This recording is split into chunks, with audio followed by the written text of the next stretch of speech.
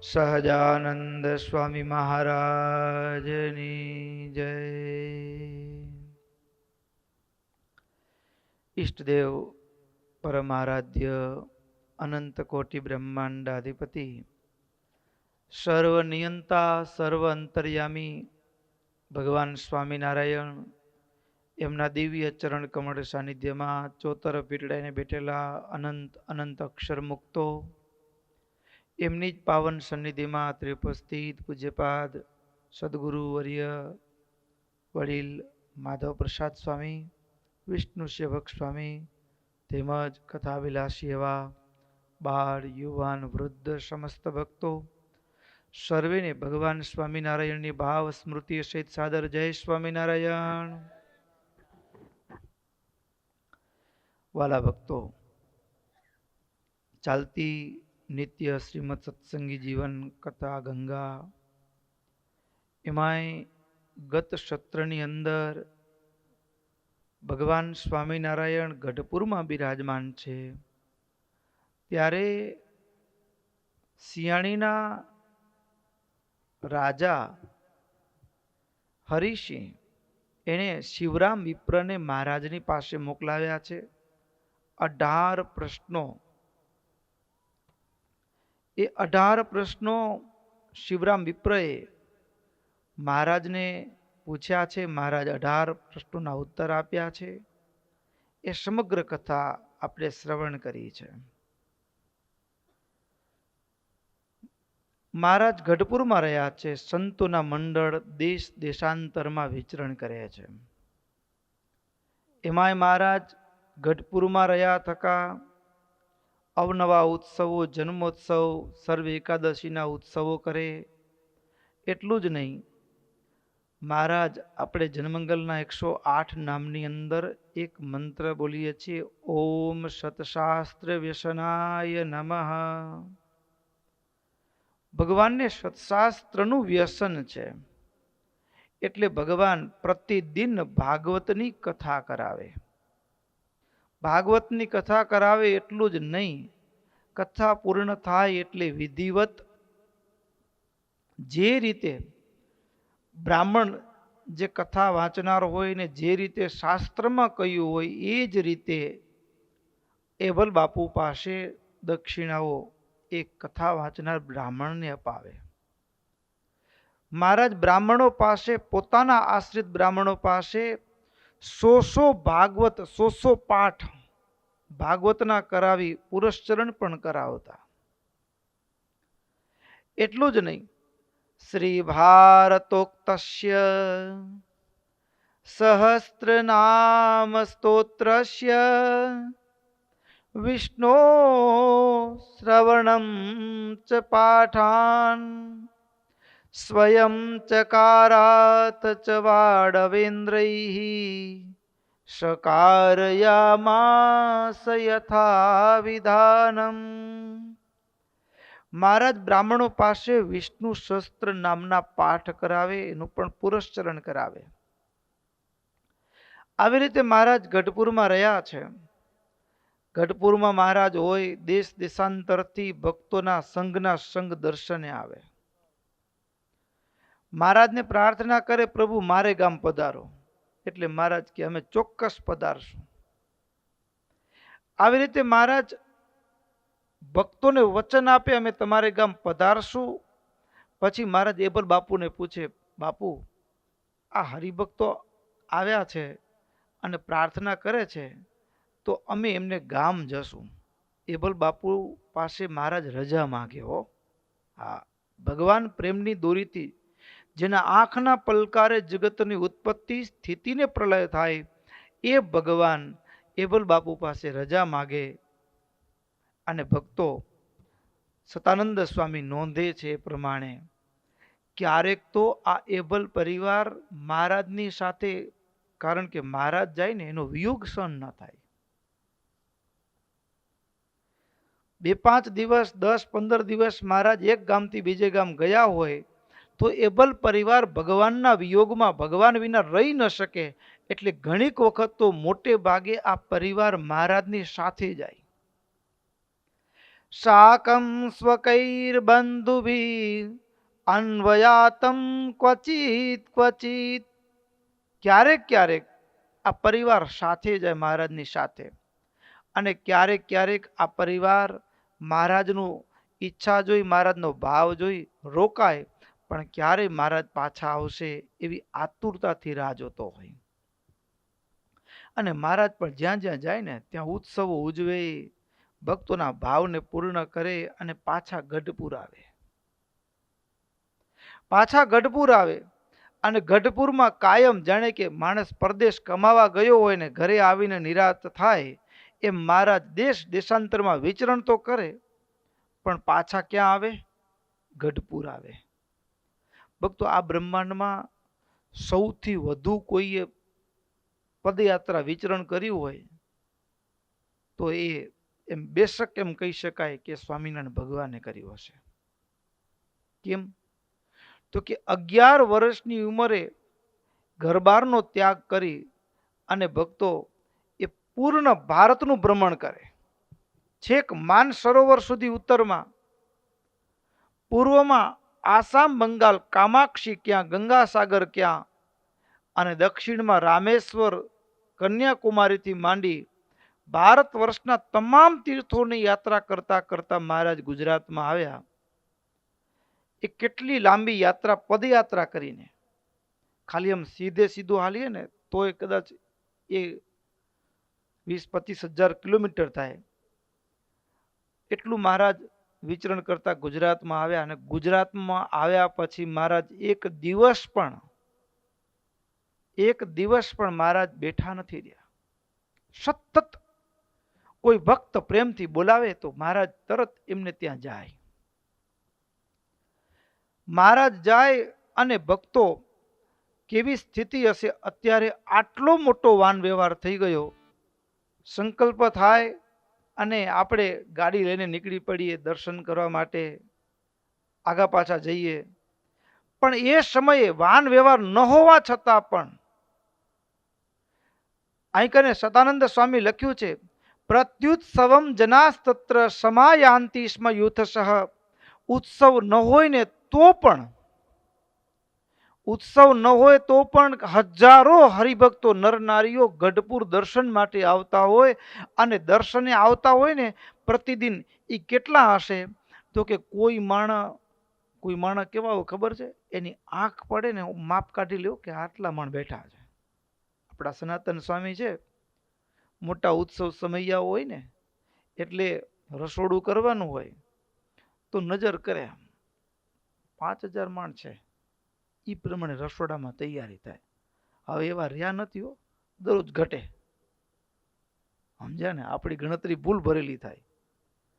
પણ એવા કે જે ગણતરી કરવામાં બહુ હોશિયાર હોય, આવા કોઈ હોશિયાર માણસ પણ નિપુણ, સંખ્યાની ગણનામાં નિપુણ માણસ પણ ગણના કરવા બેસે તો પણ ગણતરી ન કરી શકાય એટલા ભક્તો પ્રતિદિન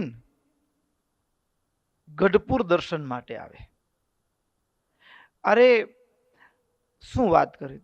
જેટલા દાદાના દરબારમાં હોય એટલા જ રસ્તાઓ ભરચક હોય, એટલા જ ગેલાના કાંઠે હોય, એટલા લક્ષ્મીવાળી હોય. જે મોટા મોટા ઉત્સવમાં આપણે ગયા હોઈએ, જ્યાં જુઓ ત્યાં અત્યારે જેમ વાહન રસ્તામાં પાર્ક થયેલા હોય, છોડેલા હોય, એવી રીતે એ સમયે એ જ્યાં જાઓ ત્યાં ગાડાઓ જોવા મળે, ઘોડાઓ જોવા મળે, અને જ્યાં જાઓ ત્યાં ભક્તોના સંઘના સંઘ જોવા મળે.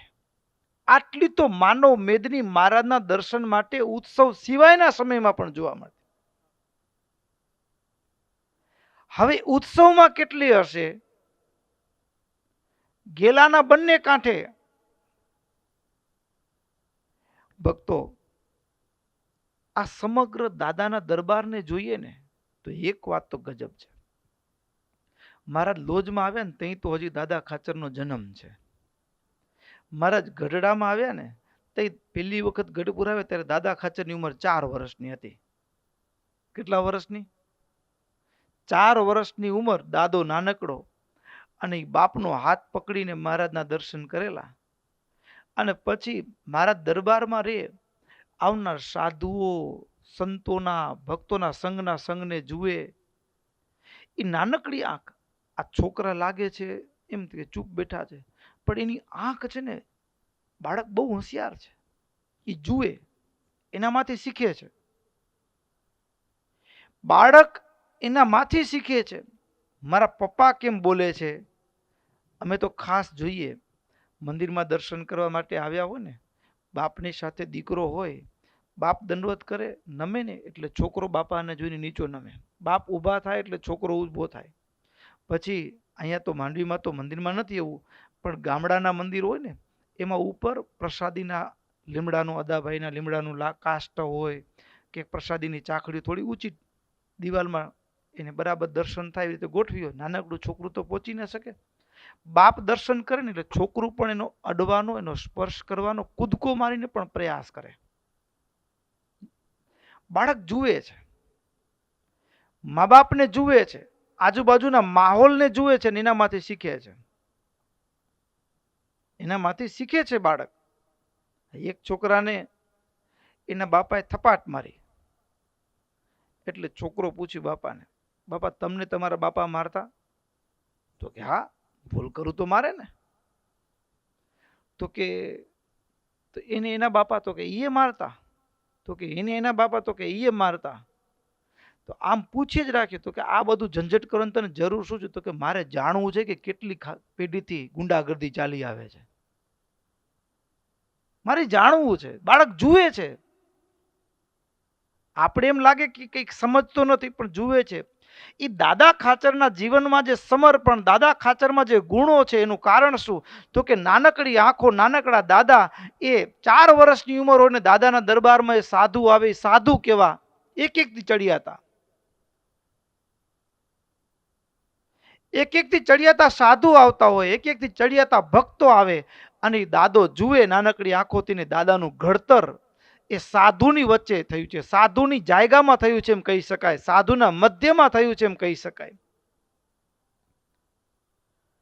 4 વર્ષથી માંડીને દાદાની સમગ્ર જીવન સાધુની વચ્ચે. એટલે એવા દાદાના દરબારની અંદર જ્યારે એબલ બાપુના દરબારમાં સંતો આવે, હરિભક્તોની ભીડ મંડાય અને ભક્તોએ સ્વામિનારાયણ ભગવાને એ કેવો સત્સંગનો પ્રચાર અને પ્રસાર કર્યો હશે ટૂંકા ગાળાની અંદર, એની કલ્પના પણ આપણે ન કરી શકીએ. આખા ગુજરાતમાં જાણે કે ક્રાંતિ આવી ગઈ, આધ્યાત્મિક ક્રાંતિ આવી ગઈ. જે વ્યસન, વ્યભિચાર, પાપાચાર, અરે અનાચારમાં ડૂબેલી પ્રજા છે, એને નવું જીવન જીવવાનો નવો રાહ મળ્યો. અંધશ્રદ્ધા અને વહેમના ઓછાયા તળે દબાયેલી પ્રજા હવે જાગી ગઈ. નહીતર ગામડે ગામડે મંત્ર તંત્ર કરનારા ફરતા અને દોરા બાંધવાથી જો દુઃખ ઉકેલી શકાતું હોય, દાણા જોવાથી જો દુઃખ ઉકેલી શકાતું હોય, તો હવે રાજાઓને લશ્કર રાખવા ન પડે, બેચાર રાખી દેવાના દાણા જોવા વાળાને. દાણા જોયા રાખે ને દુઃખ ભગાડે રાખે. મહારાજે એવો જ્ઞાનનો સંચાર કર્યો. ગામડે ગામડે સાધુ ફર્યા અને સાધુ ફર્યા ને અને આખા ગુજરાતમાં એ સહજાનંદી રંગ વ્યાપી ગયો. અને કેવો રંગ હશે એના અદ્ભુત શબ્દો સાંભળીએ કીર્તનના રૂપમાં. દાદાને દરબારે લીંબતરુ તળે ઘૂંટાયો સહજાનંદી રંગ. એવા દાદાના હો, દાદાને દરબારે લીંબતરુ તળે ઘૂંટાયો સહજાનંદી રંગ. એવા ગેલાને ઘાટે ને વડતાલની વાટે ફેલાયો સહજાનંદી રંગ. દિગંતમાં વ્યાપ્યો સહજાનંદી રંગ. ઓ રાજ મને લાગ્યો સહજાનંદી રંગ.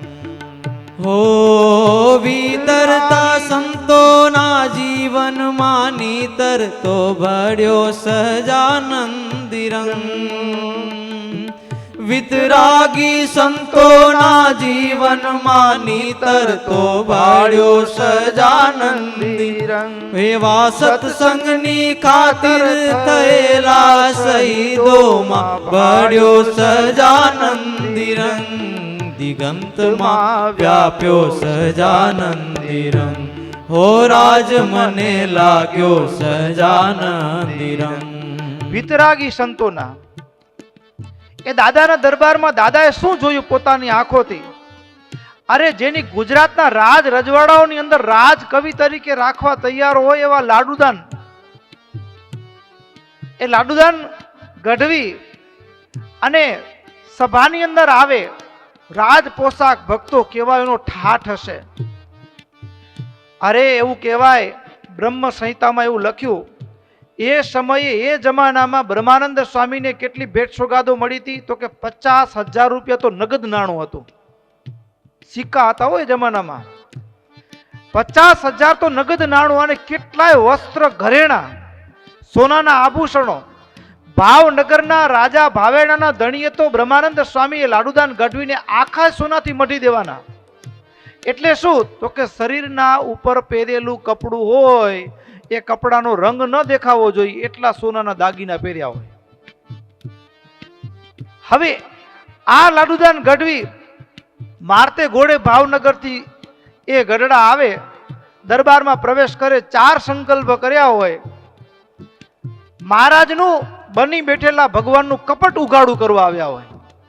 લોકના શબ્દોમાં કહીએ તો બની બેઠેલા ભગવાનનું કપટ ઉગાડું કરવા આવ્યા હોય અને જ્યાં દાદાના દરબારમાં પ્રવેશ કરે અને પેલો સંકલ્પ પૂરો થાય, આવો આવો કવિરાજ.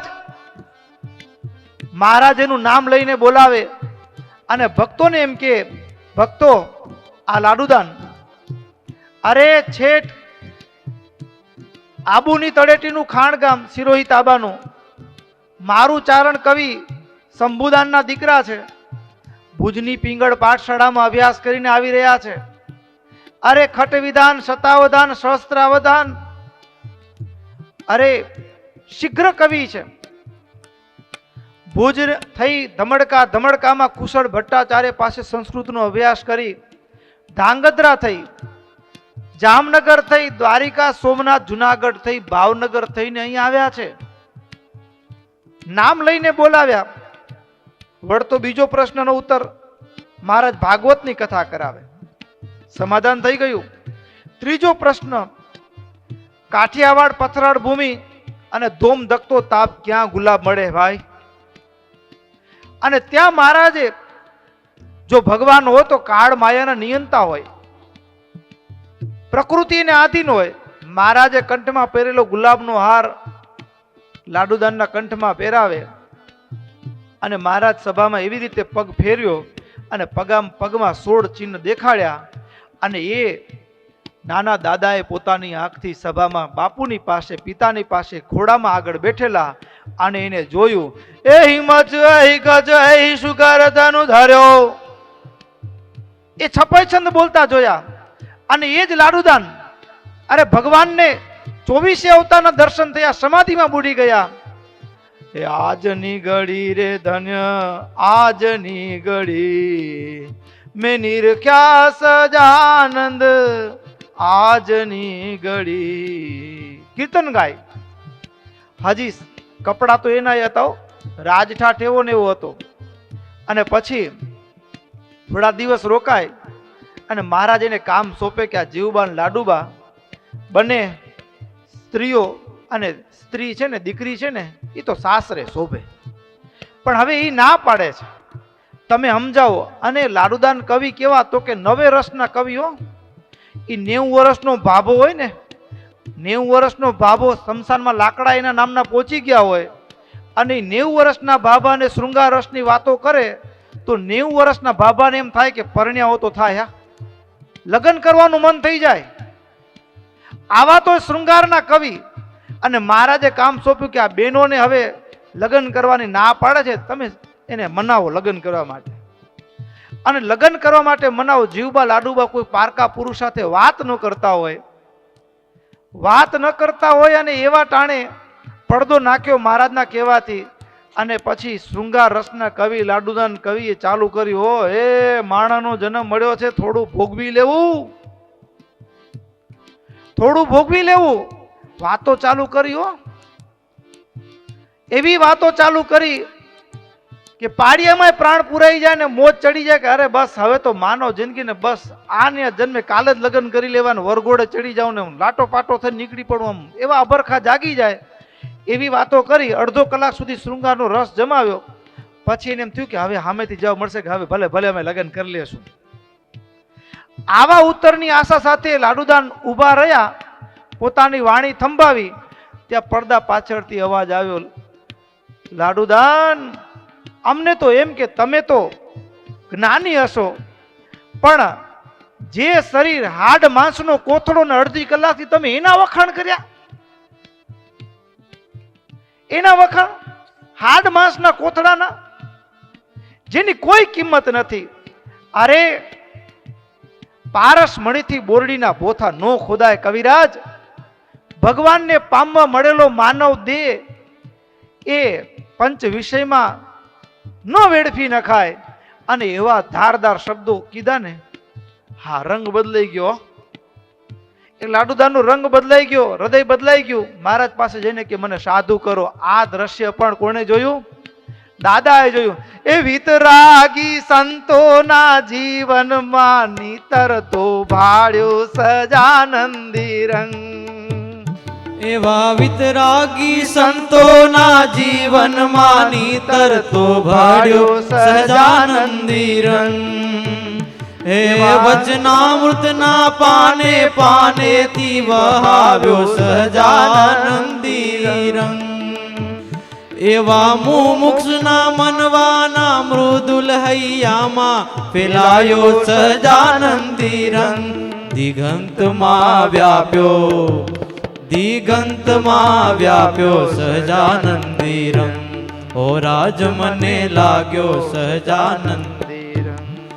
હો દારૂના પાડનાર પથ્થર હૃદયને સ્પર્શ્યો સજાનંદી રંગ.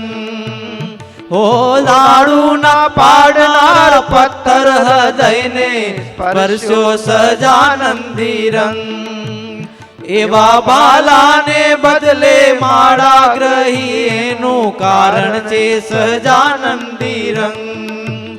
એવા બાલાને બદલે માળા ગ્રહી એનું કારણ સજાનંદી રંગ.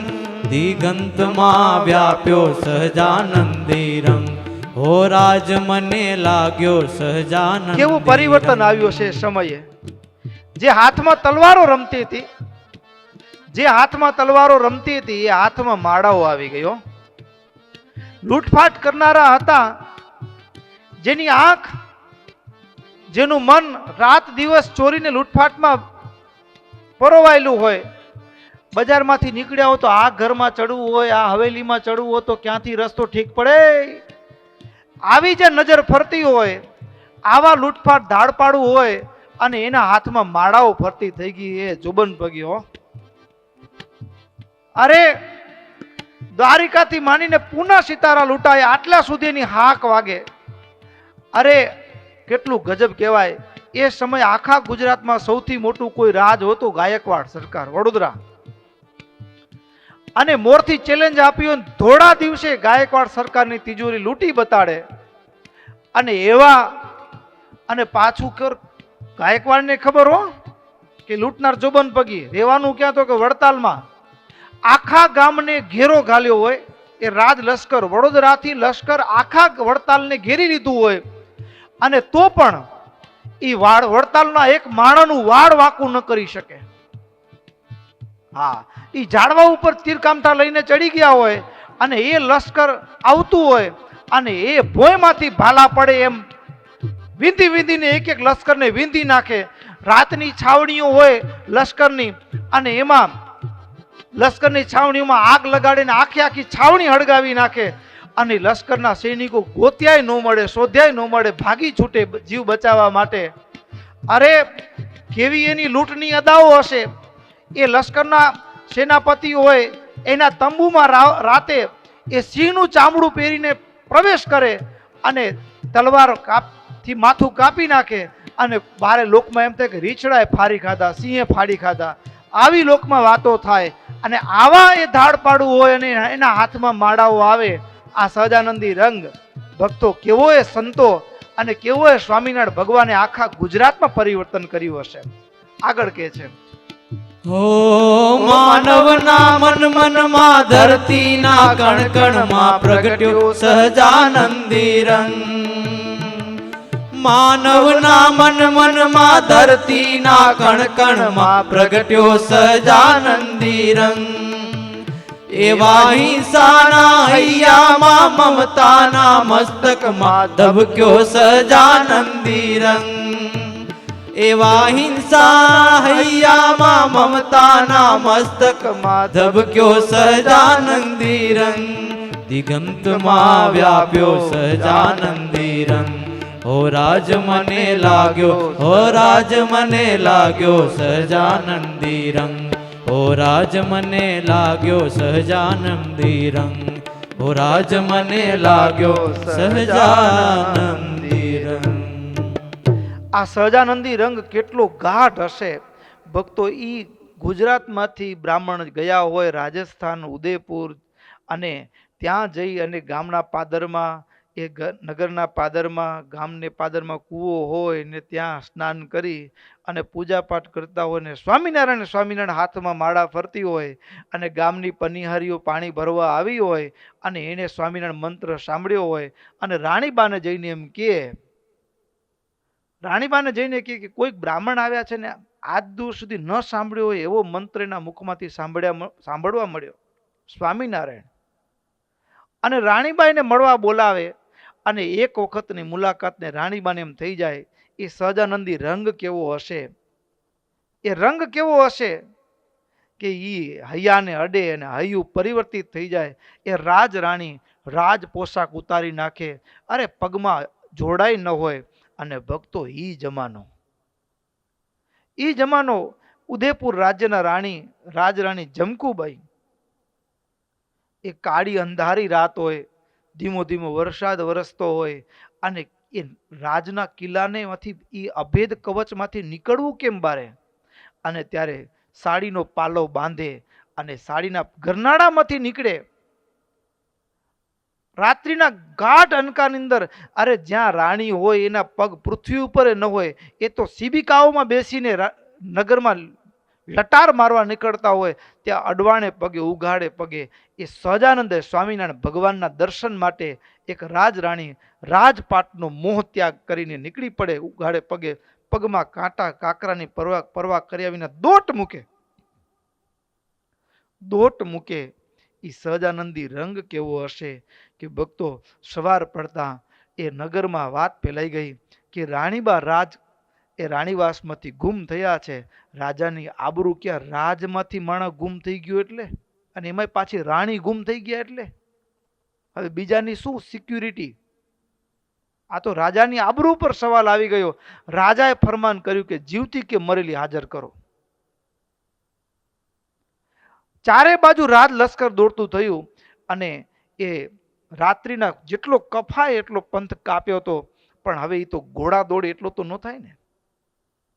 ઘોડાનો અવાજ સંભળાવા માંડ્યો. હવે તો મર્યા, પકડાયા.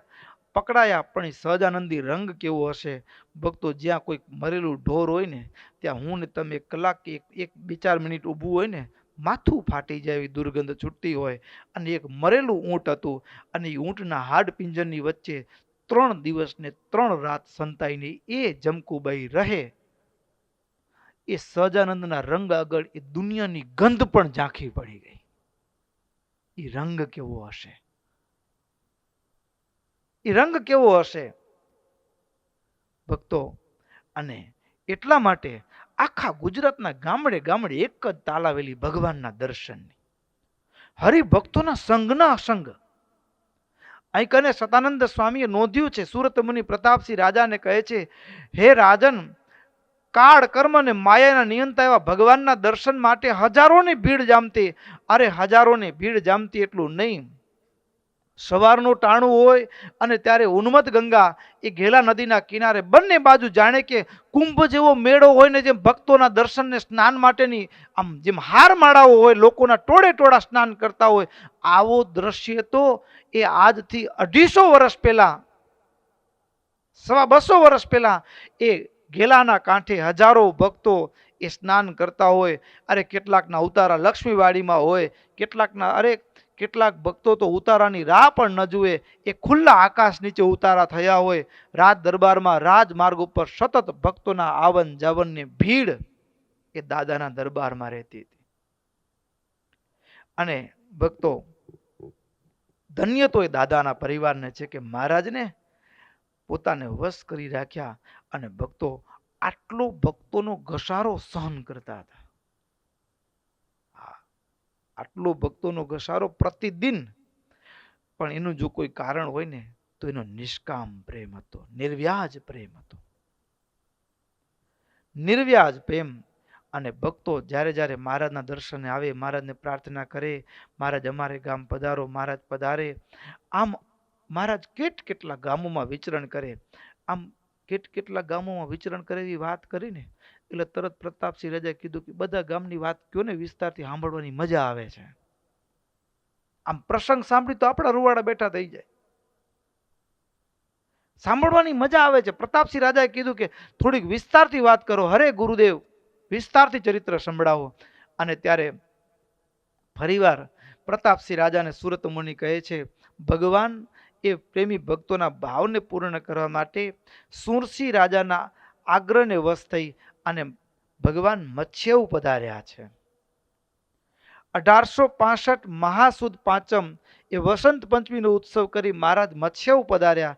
અને મત્સ્યવ પધાર્યા ત્યારે એ મત્સ્યવના સુરસિંહ નામના રાજાએ એ મહારાજનું ભાવપૂર્ણ સ્વાગત કર્યું.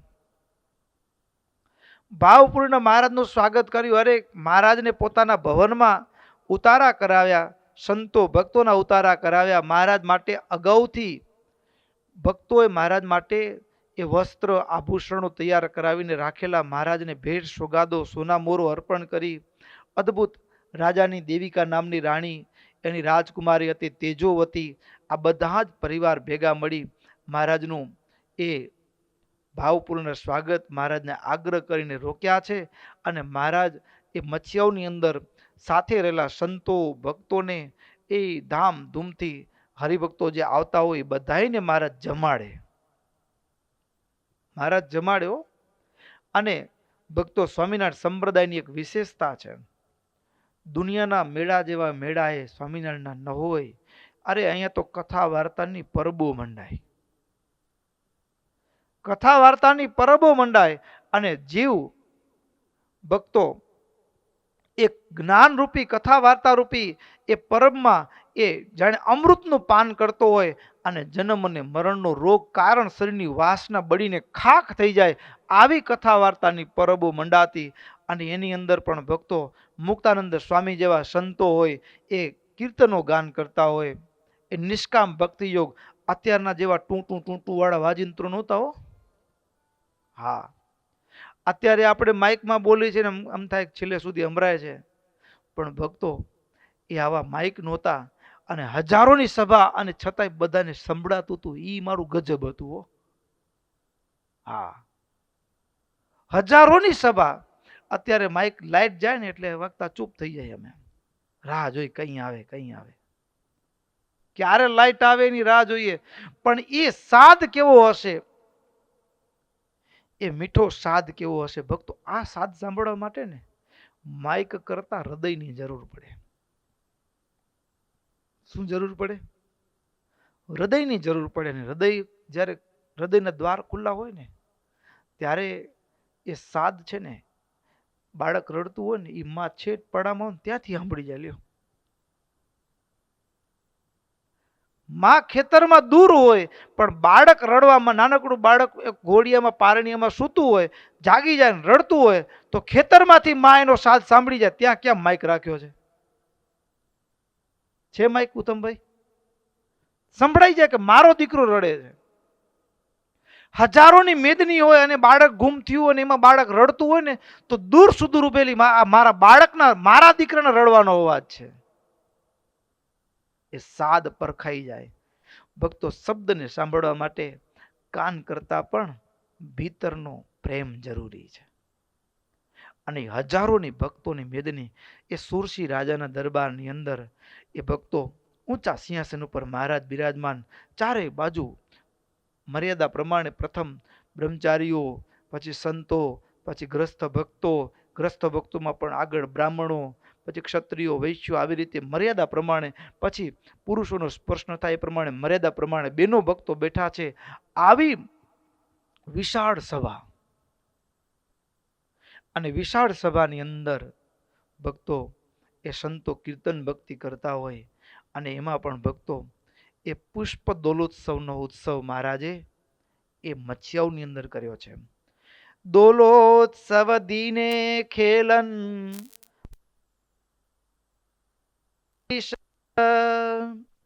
ક્ષિપન ગુલાલ પ્રસુતિર હર્ષયામાસ સોખિલાન. મહારાજ પુષ્પ દોલોત્સવ એ હોળીનો ઉત્સવ, એ પુષ્પ દોલોત્સવ ભક્તો કેવું મહારાજ કેવો પ્રેમ આપતા હશે. દ્વેષીઓ માર મારતા ને માર, મનમાં નક્કી થાય કે હવે તો જાવું જ નથી. અરે સત્સંગ કરાવવા માટે જઈને માર ખાવાનો, આ ગામમાં નથી જવું, અહીંયા નથી જવું. હવે તો મહારાજને કહેશું, મહારાજ નથી સમજતા, એને સત્સંગ કરાવીને શું. મનમાં એમ થાય કે હવે નથી જવું એમ નક્કી કરીને આવ્યા હોય, પણ જે સંતોના મંડળ આવતા જુએ ને એટલે મહારાજ સામેથી, મારા સાધુ આવે છે, મહારાજ સામે જાય હો. જ્યાં ગામને પાદર મહારાજ સામે જાય, મારા સાધુ આવે છે. અરે સામે જાય એટલું નહીં, સાધુ તો મહારાજને જોઈને દંડવત કરવા લાગે, પણ મહારાજ સાધુને દંડવત કરે. સાધુની આંખમાં આંસુ આવી જાય, પ્રભુ રાખો બાપ, અમને દંડવત કરવાના, અમે જીવ. પણ મહારાજ એને બાથમાં લઈને ભેટે. અરે બાથમાં લઈને ભેટે, અને દ્વેષીઓ એટલો માર માર્યો હોય કે શરીરમાં લોહીના ઉજરડા પડી ગયા હોય, અરે વસ્ત્ર લોહીથી ભીના થઈ જાય, આટલો માર માર્યો હોય. હયું રડતું હોય, કકડતું હોય, ભયંકર પીડા હોય. પણ ભક્તો રાત પડે ને, મહારાજ પોતે કોઈ સંતો કે પાર્ષદ, મહારાજ પોતે સંતો પાર્ષદ નહીં, મારો સાધુ મારા માટે એને કઠણાઈ વેઠી છે ને, મહારાજ પોતે એને ગરમ પાણીનો શેક કરે. અરે સાધુ બીમાર હો તો મહારાજ પોતે માથા ઉપર મીઠાની પટ્ટી મૂકે. દુનિયામાં ભક્તો આટલો પ્રેમ આપનાર કોણ મળે? લ્યો, કોણ મળે? અરે દુનિયામાં પ્રેમ હોય તો સ્વાર્થ હોય ક્યાંક. આજે બે ભાઈઓ વચ્ચે પ્રેમ દેખાતો, પણ કાલે જમીનના ભાગ થવાનો પ્રસંગ આવે ને તો એકબીજાનું મોઢું જોવાય. આપણે ક્યાં ભેગા? તો પેલા ભેગા બેસીને વાતો કરતા હતા, એમાં આનંદ હતો ને હવે કેમ આ થયું? તો કે આપણા પ્રેમમાં ક્યાંક ને ક્યાંક જરાક એક સ્વાર્થની કડી ફણગું ફૂટે ને તો પ્રેમ વિસર્જન થઈ જાય, પ્રેમ કરમાઈ જાય, સંબંધ કરમાઈ જાય. પણ ભક્તો આ એવો પ્રેમનો નાતો હતો.